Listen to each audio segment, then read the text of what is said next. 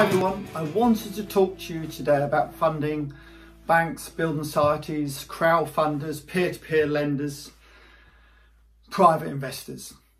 So the good news at the moment is that all the banks in this country have been seriously stress tested after the last recession in 2008, 9, 10.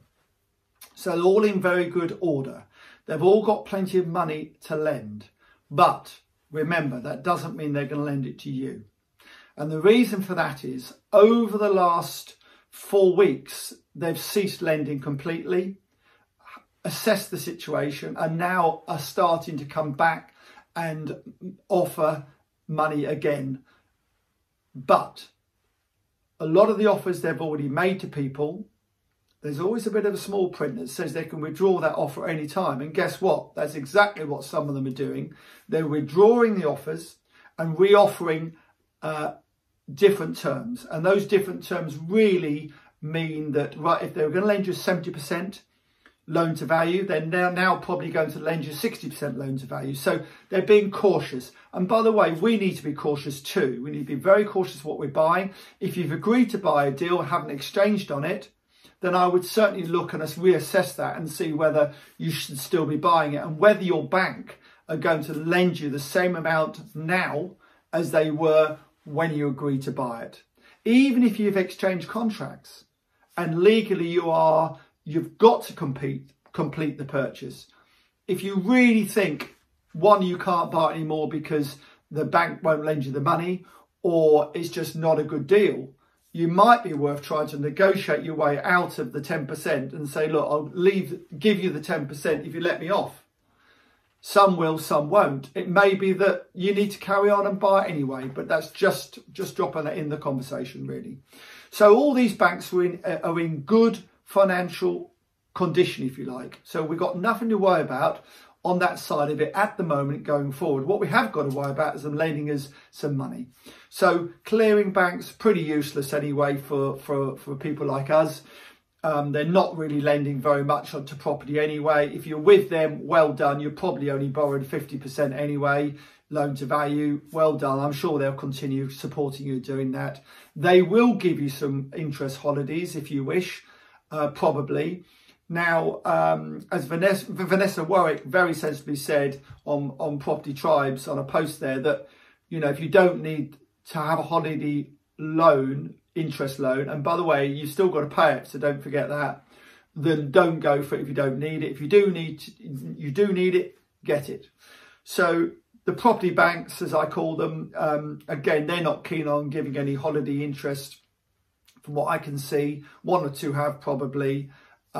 They will definitely be lending less money than they have in the past. They'll be reducing their commitment, and they'll be reducing the sort of size of the loans they give in terms of percentage. So if they were giving you 75% loan to value, they'll probably be 65 now.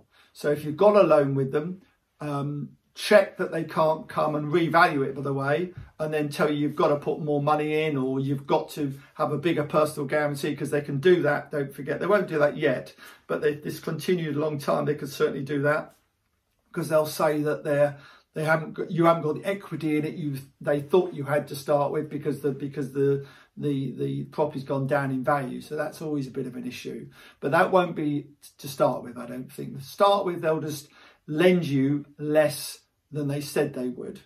And then we've got buy-to-let mortgages, which are pretty safe. And if you borrow the money over 20, 25 years, there's not much they can do about that as long as you keep paying the repayments. Hopefully your tenants will keep paying.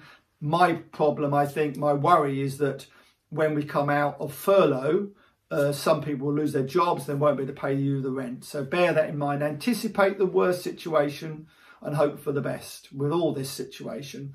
We've then got crowdfunders who keep telling me they've never lent a bad loan out to anyone. They've never organised a bad loan, which I can't believe. I'm sure they've got problems like most banks do. And then you've got the peer-to-peer lenders, of course, and the peer-to-peer lenders in this market could be very useful, because they're private individuals who are getting virtually no money on interest on their money on deposit at the moment, interest wise. I've got some money on deposit at the moment. I'm getting virtually nothing, literally nothing for it at all. So if they're in that situation, then you could certainly look to try to do perhaps peer-to-peer and get away from the people who have got bridges. The people with bridging, the bridging companies, I bet you're all quite pleased now that most of them make you pay a year's interest in advance, because actually that's worked in your favour now, and it was a very sensible thing to do if you have done that. Bridging is short term. It's always been short term. Some people seem to think now that they can use it like a bank. They shouldn't be, and you need to replace it, and they will certainly be ruthless. They won't mess about. If you can't pay after your term is up, they'll soon take that off you and bang it in an auction and sell it. So anticipate, don't wait until the loan is up. Try and move it now rather than in 3 or 4 months' time, if you can. So please, all of you, just remember that all of us, including me and everyone, and people much, much bigger than us, will not be able to borrow as much money off banks and financial institutions as they have done in the past. The gearing, as we call it, will be reduced. Anticipate that happening. So if you've got a deal on the go and you thought you were going to borrow 70-75% against the value, you probably won't be able to now, which probably means you need to renegotiate the purchase price as well due to the market. So good luck, everybody. I hope that all your banking and funding stays settled and there aren't any difficulties or problems for any of you at all. If you do have a problem, you can always contact me via my YouTube or by email, and I always try and help. Bye-bye.